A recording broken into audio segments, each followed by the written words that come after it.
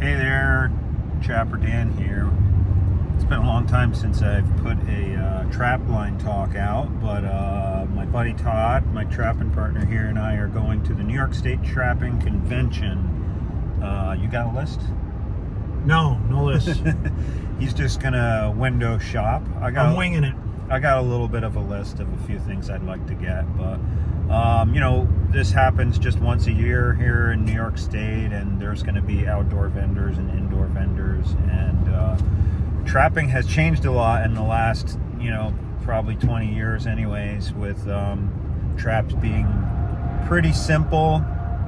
You guys know about my friend John In 2 miles, Labotsky. take the exit onto Cemetery Street toward Frankfurt. Yeah, we're almost there. John used to talk about coyote traps getting pulled apart, and that was like the old Victors or Dukes, I don't know.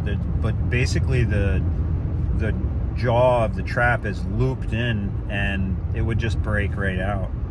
That doesn't happen too much anymore when you don't use those traps and you use things like MB 550s, and I think Duke has the 550s. So these are they're cast, right? Cast iron jaws. Cast iron jaws, yeah. Laminated, you know, night latch.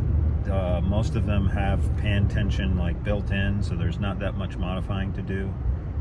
Anyways, we'll walk around. On my list, I'd like to get a top lot stretcher. I might get some chain, stuff that's like costs a lot of money to ship, so it'd be nice to just pick it up at the show. Maybe some fiberglass beaver trapping rods, because I've never used them, and Jeff Haggerty has these cap ends that go on there. I think in some locations it would be cool.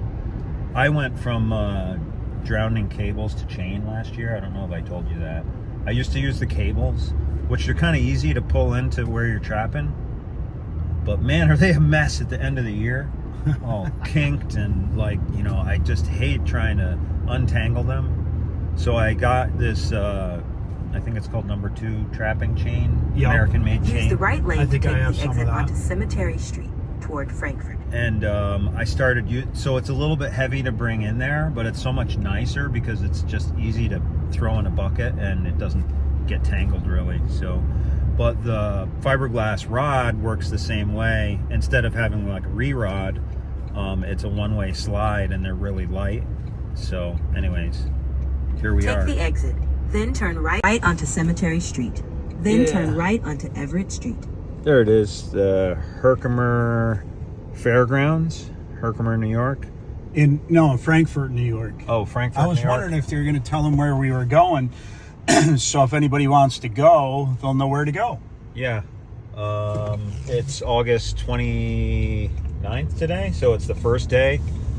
And last year I came on Thursday and Todd came on Friday, and you said some things were sold out, right? Yeah. It's harder to find things on Friday. Turn right onto Everett Street. Welcome to Frankfurt. Then the destination is on your left. So we'll show you some of the booths. Todd and I took the elite trapping course last year, so some of our instructors will be here from that are selling stuff, like Jeff and Sarah with she traps, and what's Jeff's last name? Jeff is Haggerty. No, not Haggerty, but the other Jeff. Dunlap, yeah. And I used a bunch of his baits. Oh, we got to pay to get in. You can so get me catch back. you later. It is awesome though, isn't it? It's a good idea. Todd's the smart guy. He brought the wagon for the trapping supplies. The foldable Cabela's wagon. Yeah, because stuff is heavy, right? Yeah, stuff's real Trapping heavy. stuff is heavy. And we could put a lot of crap in this thing. All right, let's see. Just as long as I get it in between the cars, we're good to go. So we can see a lot of tanned fur here that you can buy.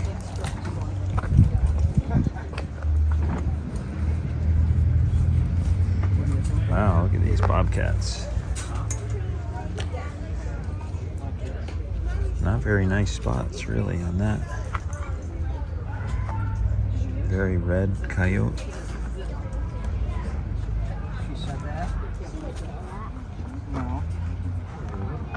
Foxes. Here's a possum. Bear. They're like Pop-Up has. Badgers. Here's skunks. Yellow and white ones. Yeah. Did she tell you what we ordered? Here's a typical site at a trapping convention. Lots of old used traps. Remember I was talking about the pullouts? And an old Victor like this where they're hooked right here. That's where it would just pop out. It's just super 750s? light. Whole pile Not of them really somewhere. heavy enough. Under them 2 boxes. Under these. Yeah, they're high. So I thought about this ahead of time, but I didn't do anything about it. I was thinking it would be really cool if I could talk to some of the really famous trappers that are here at the trapping convention, like Sarah Gomez and Jeff Dunlap. You know, they have a lifestyle around trapping. It's interesting, and you know, versus my lifestyle around trapping, which is certainly recreational and hobbyish. But anyways, Sarah just agreed, so that's pretty cool. I'm gonna do my shopping, and at 1 o'clock we're gonna do an interview. So this is Minnesota brand Trapline products in their whole booth. I really do like their stuff. I use their MD550s, of course, and these are American made and really high quality. So probably gonna try to pick up a couple more. So this is the demo area. Build it in this pole barn and then make all different trapping scenarios. So this one is going to be on beaver trapping. Todd's being the mule right now. he's bringing all the traps to the truck. I'll take my turn. Look at these coons, all dyed. That's an interesting thing for the sort of like novelty market, is dyeing them to make different color mittens and hats. Pretty pink. Pretty pink I one. wouldn't mind taking one of those. You know, and this tanned beaver is so soft. Beaver mittens, about the warmest mittens you'll ever have. That's super nice.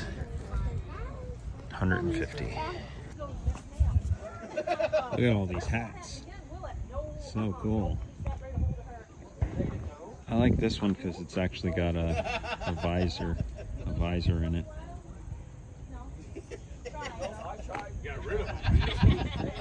Daniel Boone. Well, you guys know I started putting up fur last year, and I've been listening and watching things online and hearing a lot about top lot stretchers. And this is Leon Winchittle right here. Hi, yep. And he is the man behind the scenes, and his wife over here, I think. Yep, yep. Denise over there. Denise, Yep. and I've heard you guys on online podcasts and things. Okay. And what you're famous for, from my perspective, is your adjustable stretchers. Okay. And everybody's saying how great they are. So I got a couple today. I got one which is for bobcat or coyote, and one that is for fisher.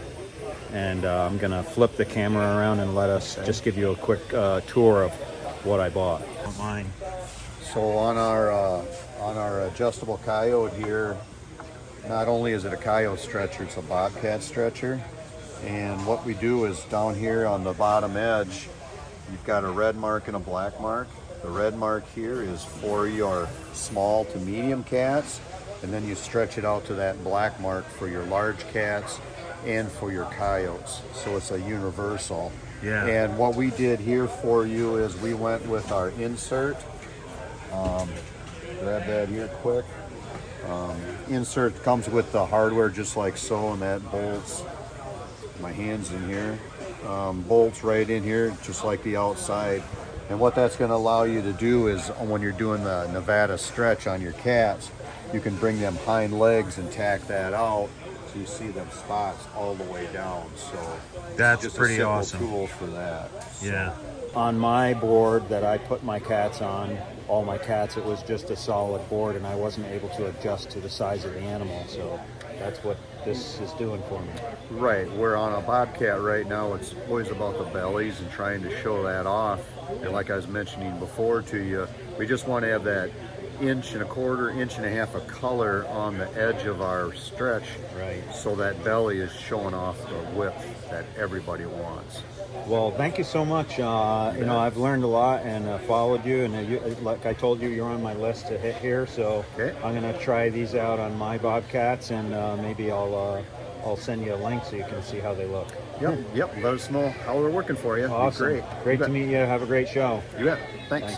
Hey everybody, as you know, here at the New York State Trapping Convention, it's the New York State Trappers Convention, and I saw Sarah Gomez, one of the first people I saw walking in. Hey Sarah, how's it going? Good. So Sarah was one of my instructors at the Elite Trapping course last year, and so I've kind of followed Sarah and Jeff Dunlap as the beginning trapper that I am. If anybody's like starting out trapping and they go on to the internet and they want to learn a few things, they run into you guys. Especially Eventually. you videoing Jeff on all Yes, these different sets and absolutely. things. So tell us a little bit about your business. So I own She Traps along with Jeff, and we own Dunlap Lures, and we purchased Predator Control Group from Clint Locklear. So we have primarily 3 bait and lure businesses, and then we come to conventions all summer, all around, everywhere. We're on the road, and so I do a little bit of trapping too. But yeah, you do. Yeah, and I remember at class you said that you trap for fun. Like you guys, you're not putting a lot of pressure on yourself to be into numbers and volume, but especially Jeff is, like, I consider myself in a way, even though I'm new at this, I was sort of born to do it, and he needs to do it, right? He needs to, like, he's like, I don't care if you tell me, you know, I got to catch all these mice.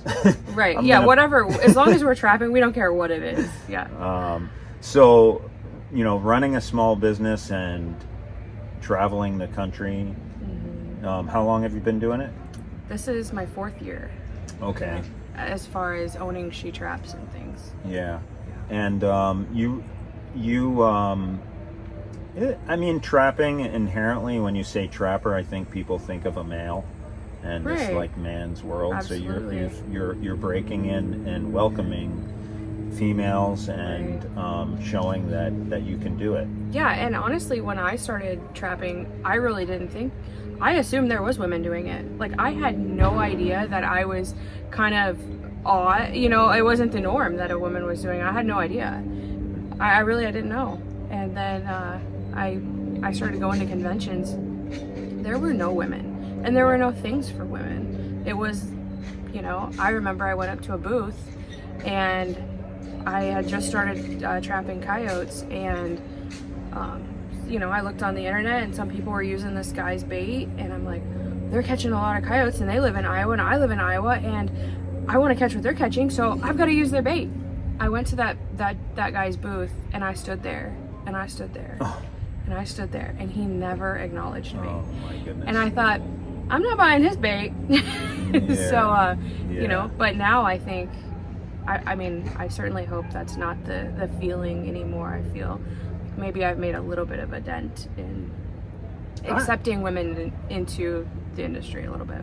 I would say you definitely have, because especially your social media presence and, you know, the name of your company, and that you have pink things, and, you know, it's noticeable, and I think that it is welcoming, you know, little girls and people who are not afraid to be sort of farmers of the wilderness, you know.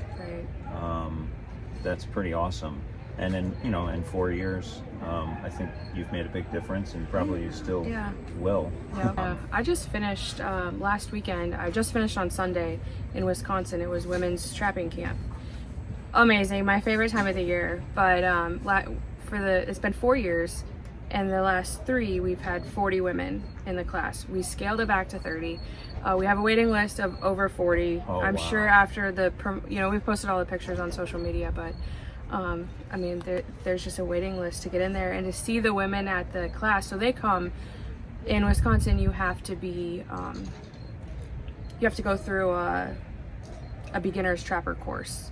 And so anyway, most of those women New York, have, you do too. okay, actually. so yeah, they've never touched a trap before. They're scared to death. They're touching it by the chains like this. Yeah. And by the time they left, they had set every trap there is to set. They're comfortable with 330s. They're comfortable with beaver traps. We went out and set, you know, traps in the for canines in the field, and just so cool. Women are so passionate. That's about awesome. it, and the education, and you know, getting women involved who have kids that might think that they're too scary, traps are too scary for their kids. If the moms can understand that they can do it, they understand how they work, you know, it makes it easier for the kids too. But Yeah. anyway, so much fun. Yeah, taking the kids out and exposing them early, even if it's someone who's not going to trap the rest of their life, they're always going to understand and support it. In fact, actually, this is a little bit different topic I was thinking about, but and that's like getting permission as a new trapper. There's public land in New York where we can trap, but often I don't like to trap on public land if I can, because that's also where there's hikers and bikers and, you know, people's pets that inevitably let them off leash where they shouldn't. And so I might strategically go in there, but getting permission's kind of a scary thing. It is. It's very intimidating. Now, bring this back to what you just said, is that what we were talking about with the children is this woman asked me for a favor. So I'm a restaurateur. I own a restaurant, and she wanted a donation from my restaurant for charity, for a swim team or something. And I was like, sure. And I know that she owns a bunch of land in my town, so I thought, this is my opportunity. This is it. So I was like, just laid it out in a text. I'm a fur trapper. If you disagree with this, it's totally fine. But I was wondering if I might get permission to trap on your property. And I was like scared to death to hit the send, because you know, I didn't know what kind of opinion she had about it. But she sent me a text back saying, I used to do the trap line with my grandfather. Aww. And I was like, yes. Good. And you know, she understood what ethical trapping was and what a harvest was, and that we have seasons and we have laws, and you know, like most people, her main concern was, I have dogs, what are you going to do about that? And you know, we'll talk about using why can't I come up with the name, the DPs. Using dog-proof traps, and you know, going deep in her property and staying away from where her dogs actually are. But there's an example of someone who, you know, is not doing it now, but grandpa took her out, and she understood. You know, and it kind of brought her back, actually, because she probably hasn't had anyone even tell her they do it. You know. I so mean, that's the thing with permissions. I mean, it is intimidating, and you know, in Iowa, there's not a lot of public land to go trap on. If it is, you have to walk so far that it, you know, it's not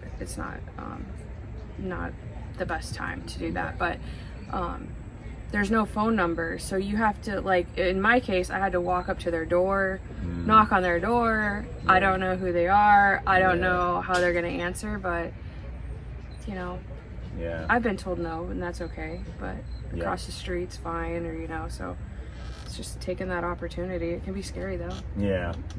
But if you're proud of what you do, you have confidence in what you do, and you know you're doing the right thing, you're following the laws, you have every right to be out there.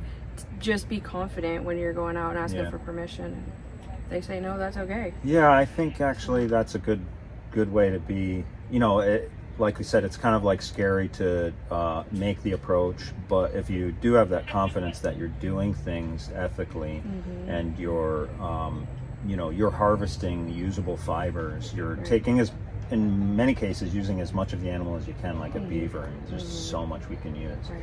And somewhere you can squeak that in when you're talking to them. They start to think about, oh yeah, this would be okay. That's kind of back on me as being a new trapper, but tell us where did you come from before the New York State Trapping Festival here? Were you at another convention? I was in Wisconsin just on Sunday, left on Tuesday to come here, drove straight through. Wow. Yeah, from here we go back to Wisconsin next weekend for their state show. Then I'll be home for a week, and then Indiana. We still have Indiana, we have Illinois. I think we're gonna go to Minktoberfest, and then Wow. we've got the Tennessee show.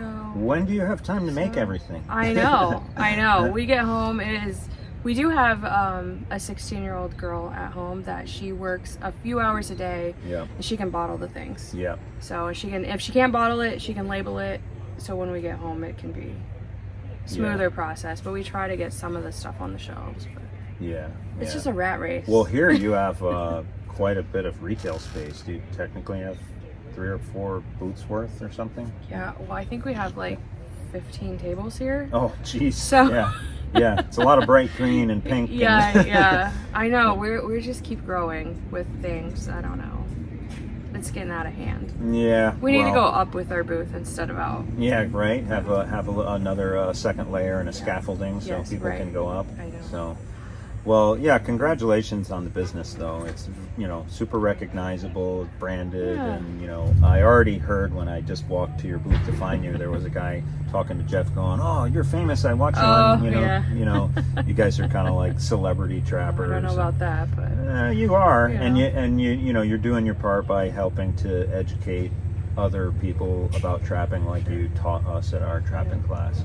And there's a lot of like modern things in trapping, like with all these new devices and things. So like what Jeff Haggerty has with the spring clips and the rods and the rod ends. Actually, I came here to try to get some fiberglass rods. I didn't see any yet. no rods. There's none here, right? Haggerty, we need you here. I actually messaged him before this. I'm like, so yeah, I'll look around some more, but maybe does he go to any of the other shows? He does, yep, and he runs specials on his social media. Gotcha. So there's a special coming up I just saw online right now. Oh, inside scoop. Inside scoop, yes. He can't make it to the Wisconsin show Oh. for, I don't know what happened, but he has a special going on, so I don't know when this is airing, but by next weekend, there's a special. All right, cool. I'll watch for that. So actually, on that subject, you guys trap with Jeff quite a bit, right? We do, yep. And where were you trapping with him this year? This year, past where did we season? go? Down Texas or something? I thought Oh, I saw he a went to huge, Arkansas with us. Okay. Yep, Haggerty went to Arkansas with us. This is Jeff Haggerty. He owns Hags Brackets, by the way. Yeah, J's, J3 Outdoors. J3 Outdoors. Yep. He came to Iowa raccoon trapping. Was that it? I think Didn't- that was isn't it. there- wasn't he in the one where you guys got a big hog or something? That was in Arkansas. Oh, that was in That was Arkansas. in Arkansas. Okay. Our Yeah. first, new-ish to snaring wild hogs. Okay. Yeah. Scary animals. Yeah. Very scary animals. Definitely seemed like it. I think there was something where they were walking up to dispatch and they didn't realize that the hog was caught on a lighter. On like a bobcat snare. Yeah. Yeah, this little itty bitty bobcat snare that we bought to take to Texas, because we're going to Texas immediately after Arkansas, so we're snaring in the fence. We have little itty bitty with a little itty bitty pigtail snares for bobcats, and they caught that Oh hog, my gosh. that huge hog in that little itty bitty snare, and they didn't know, Yeah. because they had set hog snares there as well, and there was a little tiny spot for a cat that they, set for a cat snare. Yeah. They come walking up, oh yeah, we got a hog. And then it got scary quick. Yes. Because it lunged at him.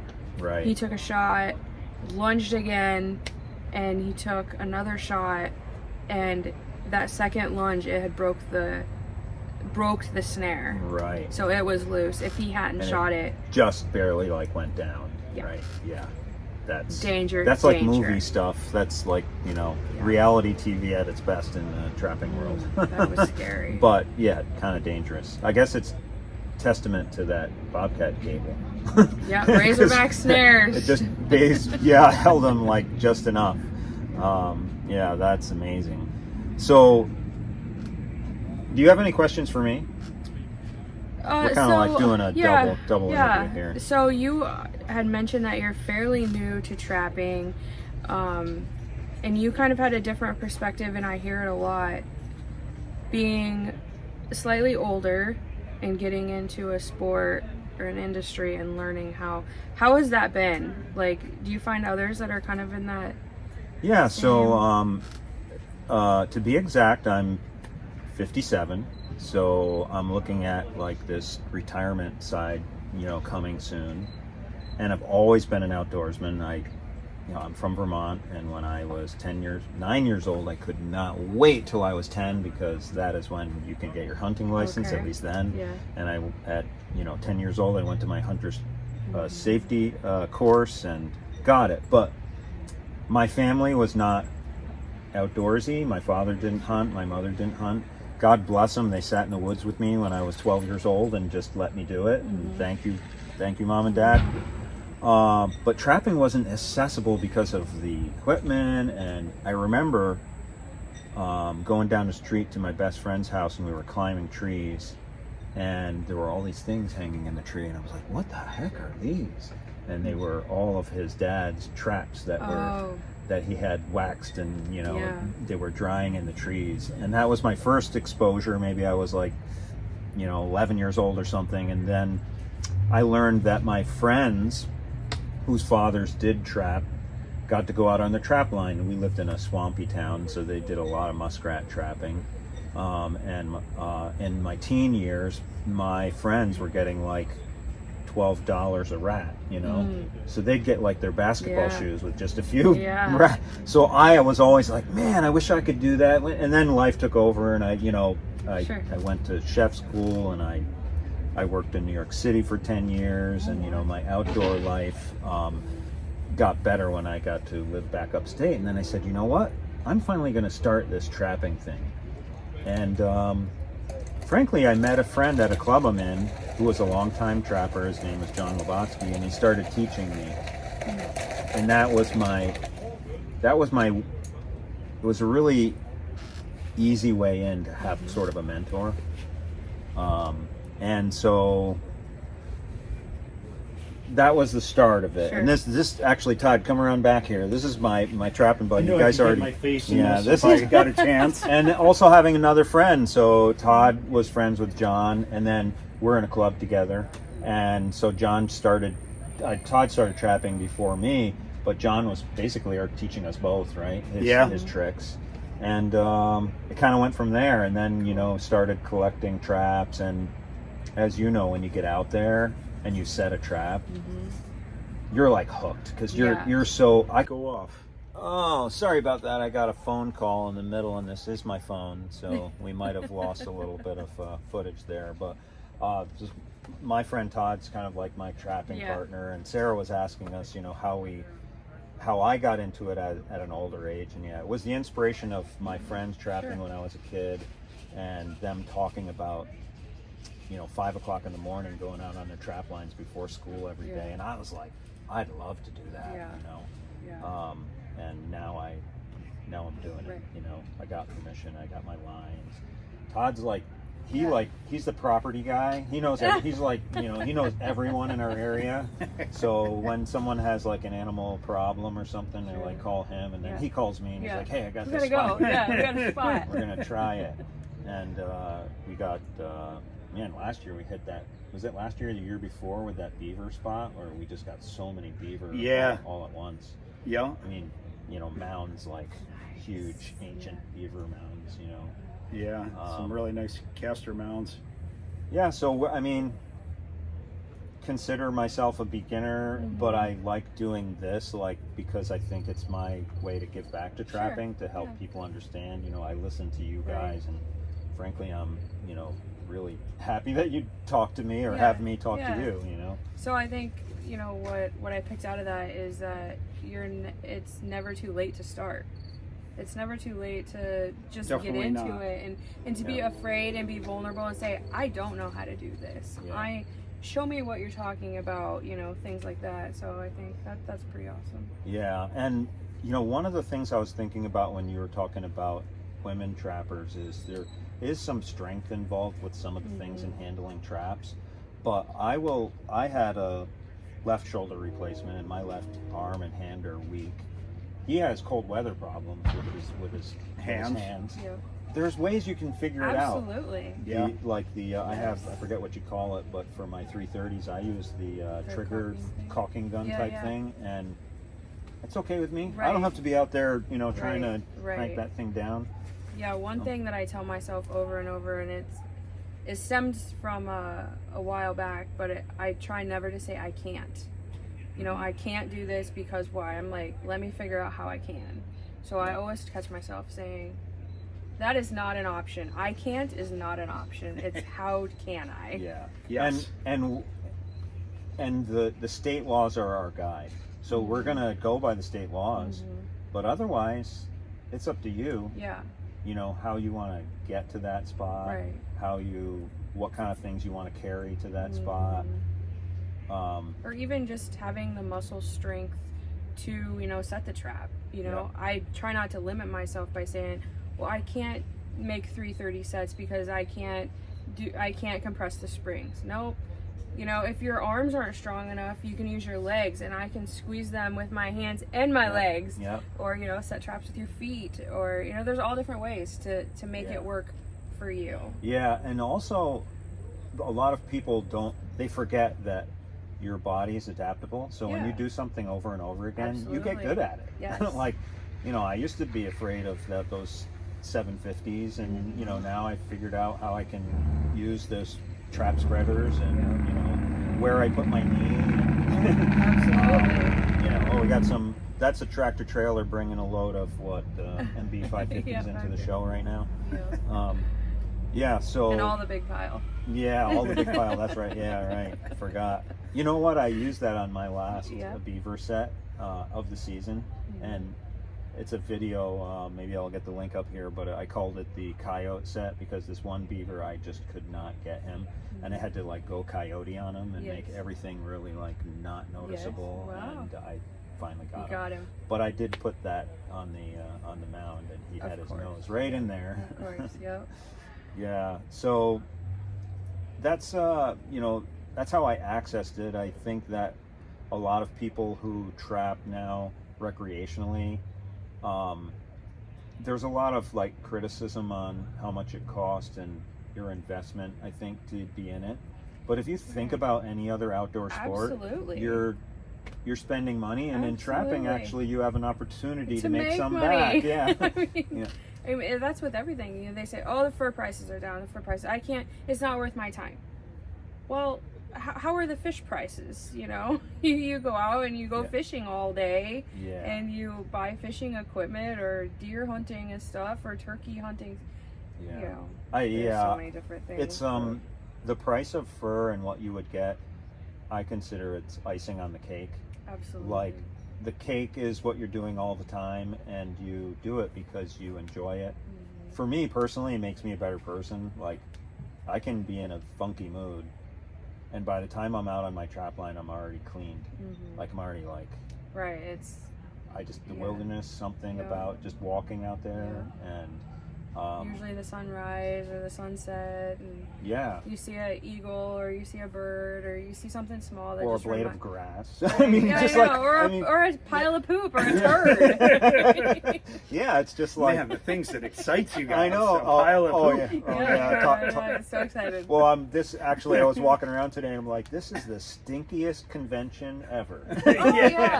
We're sitting outside my trailer right now. Yeah. And there's a bottle of pure skunk essence that was inside the trailer. I sleep inside the trailer. Oh no! It's 1 o'clock in the morning. I'm smelling skunk, just horrid skunk. We got up. I had to search the whole trailer. There was from Women's Trap Camp. We skinned a skunk, pulled the essence out, threw it in my bag. So I just got random skunk essence in my bag. It's in the trailer. Talk I could about smell fresh. it. Yeah. Yeah. So years ago, I came up here. Not too many years ago, but years ago, I came up here, and I watched Bob Noonan talk about fisher trapping. And he said, what you got to do is you got to get some skunk essence, and you got to melt some Vaseline, and you put it in with the Vaseline. So of course I went right home and I got myself a container of Vaseline. I melted up some Vaseline. I bought some skunk essence. I didn't collect it myself.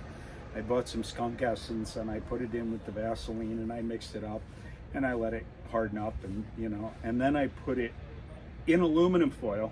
Oh. I think I put it in aluminum foil and I have it in a metal coffee can with a plastic coffee can lid on it. Maybe I put the aluminum foil over the top. I don't remember. But I have it in a 30 by 50 barn.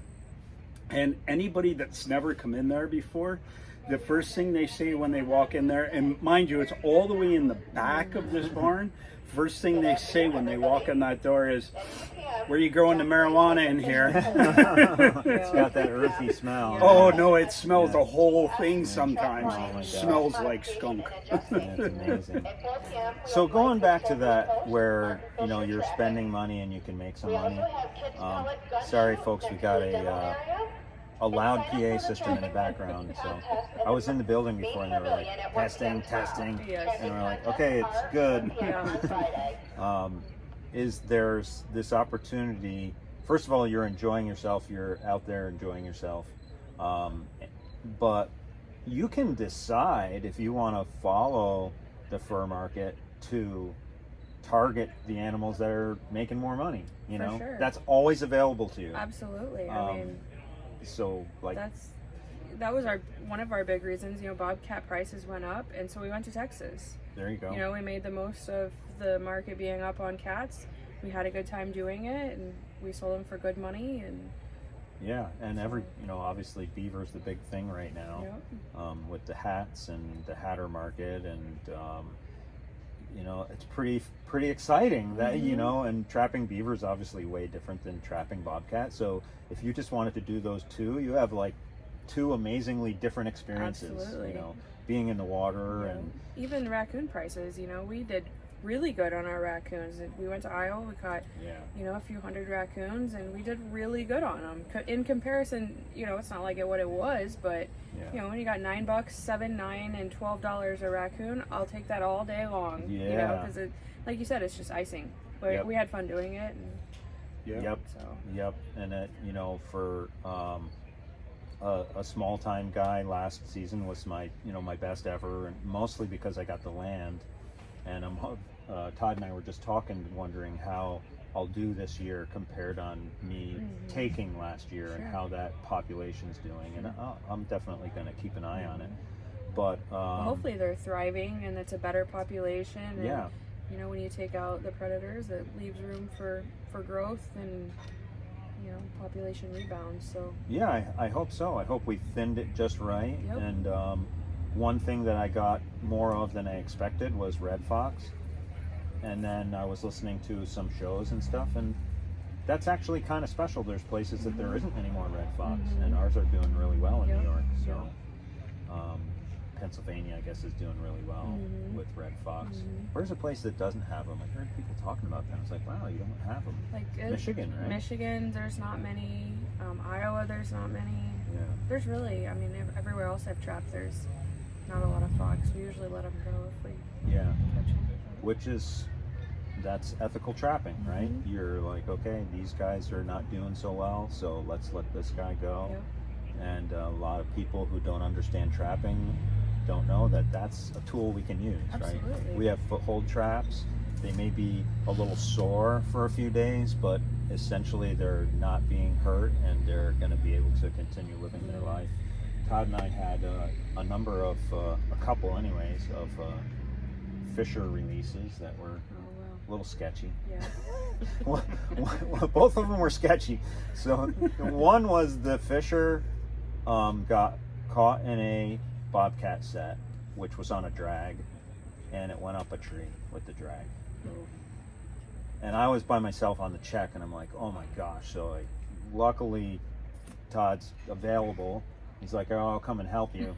So I had to climb the tree while he held the chain tight. Of course. But unfortunately... No. That was the one we threw the blanket over, and I had to hold the blanket with the stick. Oh. You went over and popped the trap Well, off that of was them. that was the second one with the board when we had the one up the tree. I don't think we could get a blanket up the tree. Yeah, we did. We did. did? I had that. Oh, I had that okay. moving blanket, and I threw the moving blanket on it. But I had to hold it on there with the stick, because if not, it would have fallen down. Yeah, and And that fisher released, and he went the other way. Thank God. Yeah, the trap was on his front paw right in front of his mouth. So Yeah. I had to go right in front of his Right. mouth while I'm in the Yes. tree. Yes. Oh my So gosh. yeah, exciting moment. But the other one we used actually a piece of plywood with the hole, and we kind of slid it. But the issue with that one was both of us have kind of weak hands, and we had a 4-coil MB550 on there. sure. That was a We little couldn't get it rusty. off. Yeah, Oh my it was gosh. tough. That was an hour for that release, Yeah, at least. Yeah, we felt a little bad actually Yeah. for the fisher because he was getting in distress. But we did release both of them, and I did some easier releases this last season. One of them's on one of my episodes. But you know that's a tool for us, and it's a good way to ethically trap. And We released an otter in a water set. Same kind of thing. Their mouth is close to their front foot. It was a whole thing, but we used a catch-all pole, and both between me and Jeff, We got now it. both have catch-all poles. Got it, you We know, didn't have them pinned down. before, but now we have Yeah, them. that's a great tool. yeah, I think I saw the YouTube where Jeff got a non-target bear. Oh yeah, he released that. And it wasn't even an adult, it was like a cub, but that looked so strong. Yeah. Yep. Yep. And Jeff's always honest in his videos. He's like, I'm a little scared to release this bear, but he did. Go it. figure. Yeah. Yep. Yeah. So part of the other thing that helped me is so I think it's kind of weighty that when you start as a beginning trapper, now you need to know how to skin and handle fur. Absolutely. And that's a little weighty because you're like, okay, now I caught this animal, how am I going to harvest Right. it? I was lucky that our friend was friends with a taxidermist who was looking for a lot of animals, and so the first few years we were able to actually sell whole Nice. animals to Yeah, taxidermy, and then slowly get into learning, how to handle the fur. And last year was my first season really of going all the way through. So how did you learn that? I mean, A lot of YouTubes. Okay. Yep. Just- Combining people's ideas, and I made my mistakes. And Chappie, Mark Yes. Charpentier, he mentored me a little bit. Mostly, he helped me with after I was done to sort of critique what I did. But I took that heavily. I was like, okay, next year I'm doing this or that. I came here and I bought one board for each animal. Okay. So Yeah. when I got a lot of fox, I was like, this is a lot of work for that one board.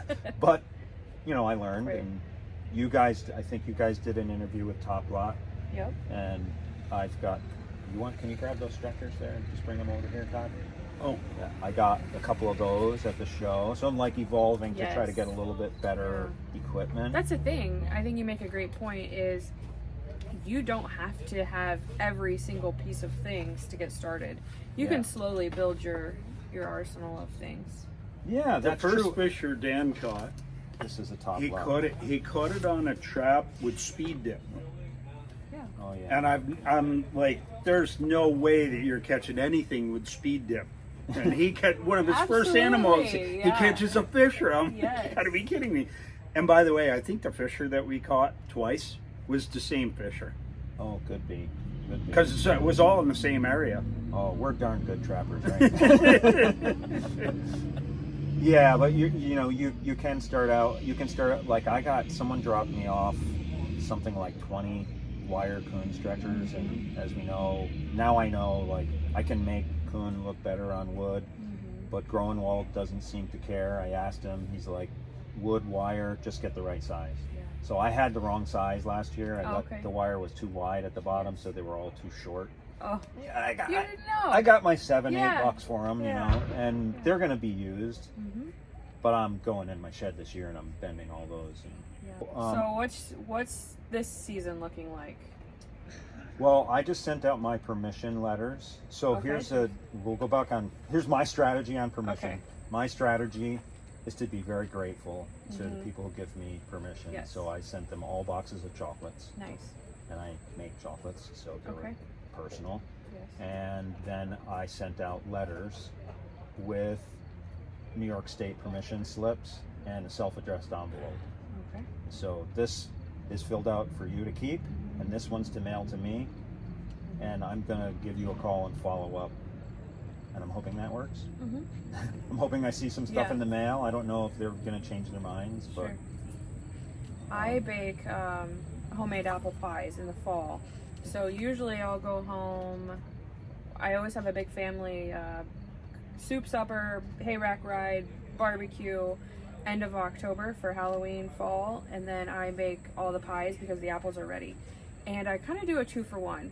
I thank them and I ask permission. So they There you really go. can't tell me no when I've got like a fresh apple pie that I'm Oh. giving them. I know, but that's a good idea. So you worked ahead. yeah, ahead and behind, I don't know. Yeah. But that's, yeah, I always do the apple pies. No, we should mention that some people actually really do want you back. You don't have to go overload, because they're like, especially with raccoons, like a lot of people like to. Raccoons are just. And obviously beavers around us. Yes, where they're like, yes, please come in, and then you're like, okay, well, I'm gonna come in and take some of your coon and beaver and help you control that, but can I catch a bobcat or two? Sure. Yeah. You're like, so I do have one property where he's specifically told me he doesn't want me to target canines or bobcats, which is fine. Then I just go in there for the beaver. And, but that sounds like a apple pie, man. That's a good value homemade Yeah. apple pie. Yeah. Not too many people don't like homemade apple Yeah. pie. Yeah, or chocolates. Yeah. Yeah. Yeah, we've been talking a little while. I'm Yeah. sure you need to get busy back at your booth and sell stuff. We want to walk. I have some chain and stuff to buy, but it's been an awesome pleasure thank to see you. you again. Yeah, and definitely. talk a little bit. I can talk forever about this, so I can stop myself somewhere. Maybe we'll go by the booth and say hi to Jeff, though. Yeah. And get a few things from you. See if I can get some more in the big pile. What else is like the hot thing, and what's the hot thing that you're selling of the She Traps products? Yeah. Well, we have a new bait called Revenge, and so I'm super excited about that. Jeff and I have been working on that for years. And Revenge is for Revenge is a canine? predator bait. Predator bait. A winter predator bait, so it's slightly tainted and has a smoke smell to it. And yeah, it's a good bait. So Okay. excited about that. Got some new shirts up on the wall. One says splish, splash, your opinion is trash. So I love that shirt. So yeah, we've got some other like coasters and just kind of home good stuff too. So Nice. And just in general, how does the New York State Trapping Convention compare? Like, is this a good one for you guys? this is a good show. It usually is a good show. The Thursdays, so what's Thursdays like half a day? Yeah. The Thursdays are always kind of slower, but maybe Alright. if it was all day Thursday, that would be better. But I don't know. We actually had no idea what time it started today because it's not on the website Yeah, or I anything. mean it's so we just not drove here. great. So Right. yeah. Yeah, some people were still setting up as we were like walking in. So, Right. but that's okay. We came early to get some of the good deals. But So. yeah. Awesome. Well, Sarah Okay. Gomez of She Traps here Oh, on look who's coming in. Trapline Talk. Oh, geez. Jeff. Here he is. Coming to get a water. Jeff Dunlap in the back there, coming to get a water because people are talking his throat off out there. And we're gonna go around the convention a little more. And yeah, thank you so Okay, much. thank you. Just tables and tables of vendors with all sorts of different trapping supplies. Even back there, we got some like dispatch rifles. Yeah, pretty much a trapper's dream. Go through here and see what kind of things you'd like to stock up on. I only got to see the one demo and had to spend the rest of the time doing other things. So gonna be heading home soon, but thanks for coming along on the New York State Trappers Convention Trapline Talk. And we'll be putting some of this stuff in the wagon here to use this season.